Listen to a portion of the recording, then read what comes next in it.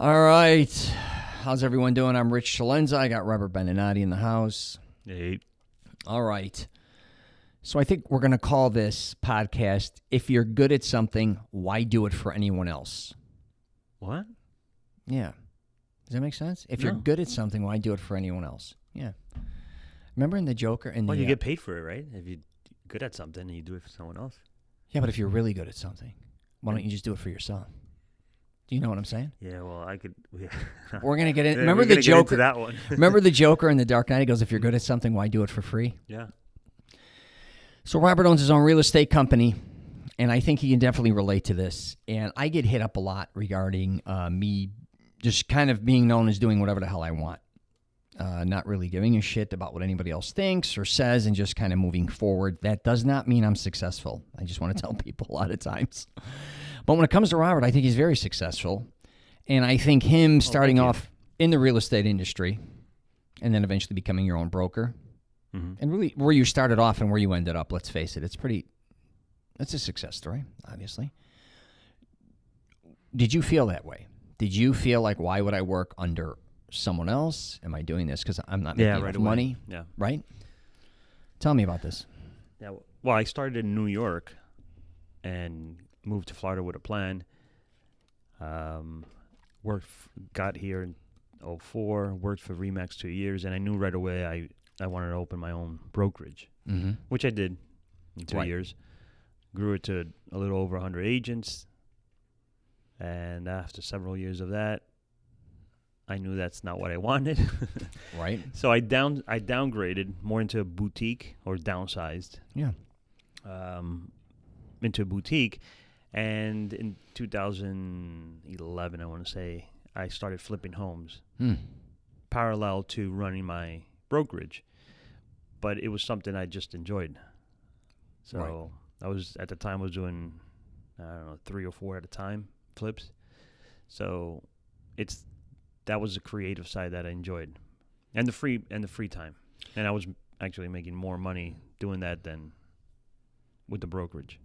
What drove you though? Like, I know money drives a lot of people, right? You think ego as well, like, or you think to do what? Like to become a broker and open your own office, because there's millions of realtors out there that won't do it. Not ego in the sense of saying I am the broker owner of a company. Right. It could be a certain level of ego when it comes to I don't like to be controlled by anyone. Exactly. That's really what drove me. It wasn't the money or the ego saying I'm the owner, because a lot of people at the time, the name of my firm is 365 Realty, which I didn't name in my name, so ego wasn't involved. Right. Right. And the idea was to franchise it and having a name that is very original. Right. Okay, yeah. So, and being in business a long time, a lot of people did not know really that I was the broker. Right. They just thought I was another realtor. Right. Because that's how you kind of come off. Yeah. I didn't go in walking around, all gun ho, I'm the broker and mention it. That wasn't, I just wanted the company to be successful. Do you think while you were working under other brokers, you just didn't respect them, or you just didn't think they were doing a good job kind of as well? Or you could do better? No, I did respect them, and I learned the business from the, the back end of the business, and I knew how it was. No, I never felt that. No. It was just I just didn't want to be controlled, especially working with Remax, where it's more of a corporate type. Right. So everything had to get approved. Everything had to be run by them. It's got to be accepted, and I just couldn't work like that. That's just me. That's my personality. Yeah. I'll do anything for anyone, but just ask nicely. And when you went into flipping the houses, because a lot of realtors, as you know, some do, but a majority don't. They just want to. It seems like a lot of sales associates that I know, or that I've been around my whole life, they want to make money with the least amount of stress or aggravation, let's say. That's 90% of them. Well, it's hard enough to deal with clients. Let's face it. That's hard. Let's call it for what it is. Yeah, but a lot of agents don't want. They come into this business. Right. They shouldn't even be in the business of real estate. Number Right. one, because they don't even take this professionally Right. or seriously. Right? They just see it as a fast commission, and easy money. Yeah. And there's work involved, and there's responsibility behind all this. Working with buyers and sellers. Right? You're dealing with a big investment for them, and a big emotional decision as well. But most of them just don't want to put in the work. Yeah. Right? And that's the the ugly side of I think of this industry is coming across that type of people. Well, it's just kind of easy accessibility to get a license, right? Yeah, I mean, let's call it what it is.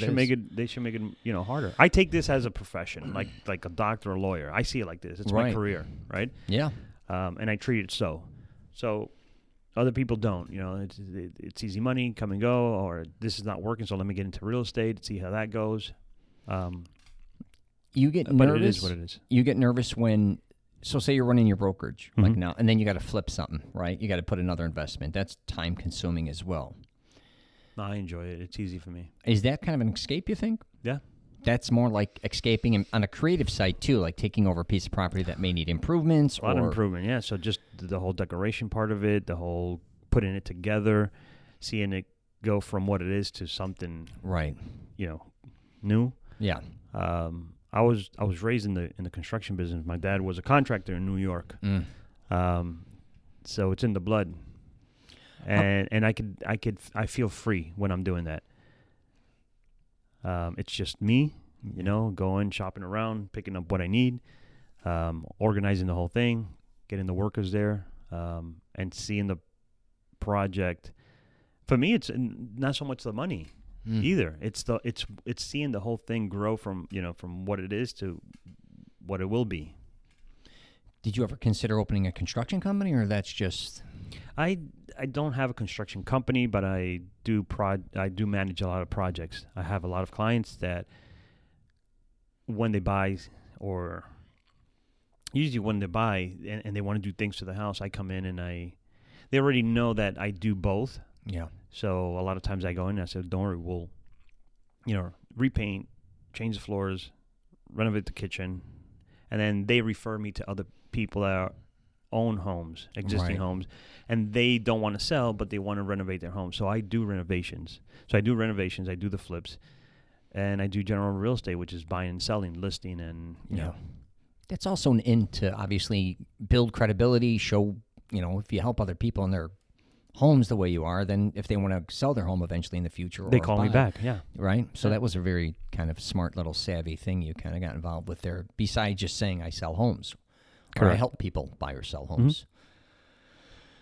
It's crazy talk over here. Sometimes I go to a house that they're thinking of listing it to sell, and they tell me, we get into a conversation, and all of a sudden they say, well, I was thinking, should I renovate the whole kitchen and the 2 bathrooms, or whatnot, or build a pool, do that, or should I just sell this and buy new? And I give them both options, and give them the pros and the cons. For me, either way, and if I don't sell their home, an agent that doesn't have that experience might just say, no, just sell and go buy something new, right? Because they're just after their commission. Yeah. I might make more, selling their home, but I feel I make more because I'm creating a relationship, right? Trust, and that's how I get my referrals. Yeah. Yeah, you're definitely taking the honest approach. I mean, let's call it for what it is. Yeah, I do. Oh, well, let's call it for what it is. You own your own brokerage, so you kind of have a freedom to a certain degree to maybe have more options too. Correct. If that makes sense. As long as I'm doing everything by the books, right? But besides that, I don't have to answer to anyone. Yeah, and I think you want to protect your brand. Your company is an extension of your brand and vice versa, of course, right? Yeah. I do think sometimes with real estate associates, they that's all they have is one option a lot of times to a certain degree. I mean, they put themselves in that position, but it's definitely not an easy business, man. And I do, I'm a licensed loan officer as well. That is not honestly my forte. I do refi, I do, new purchases. Right. When I can, but it's not like I'm forcing it down anyone's throat. The reason I really got into it and got my license was to actually try to help people, because I knew about loans. Mm-hmm. So I was screening them before we started looking for homes. So I was kind of doing all the legwork anyway. Yeah.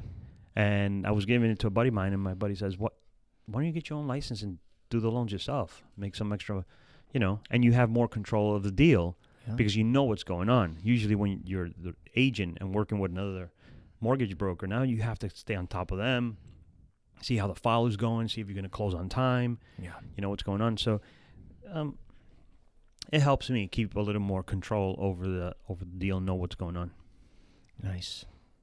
What do you think at this, now that the COVID's over a little bit, at least in Florida? It's not over, but I'm saying it's definitely died down. Mm-hmm. How is the real estate right now?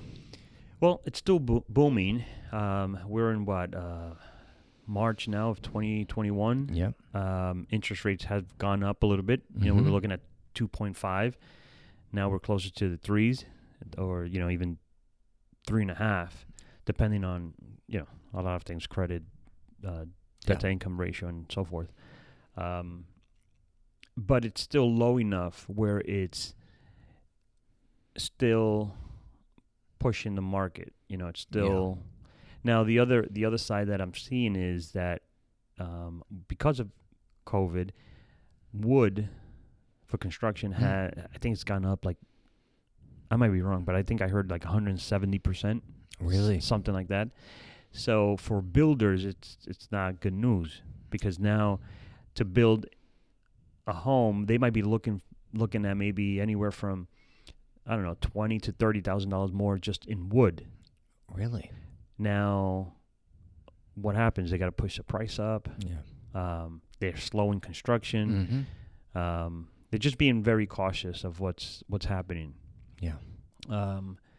But people are still buying, and there's not much inventory, and whatever you put out there pretty much sells right now. At least here in Florida. Yeah. At least here in Florida. Yeah, that's crazy. Yeah. So I really don't know what's going to happen. The other thing that might slow down the market is going to be definitely when interest rates start going up again. Mm-hmm. That's a good indication of what's happening. Mm-hmm. But for now, I don't know. Who the hell knows? Yeah. You never know. Yeah. Yeah. When COVID hit, I think, okay, no, we went to shit here. Yeah. And it was the opposite. I mean, I was the busiest March, April of last year. Yeah. April, May, June, July of last year, it was insane. And we were talking about, we thought it was going to go the other way. And I was. That was. I don't know what to. Yeah. It was crazy. We talked real estate this time. We haven't talked about real estate in a while, but we had to get an update. Yeah, it's an update. What the hell you want to call this podcast? An update. Robert's update. All right, everybody. We're going to wrap it up there. All right. That's all we got for you today. Take care.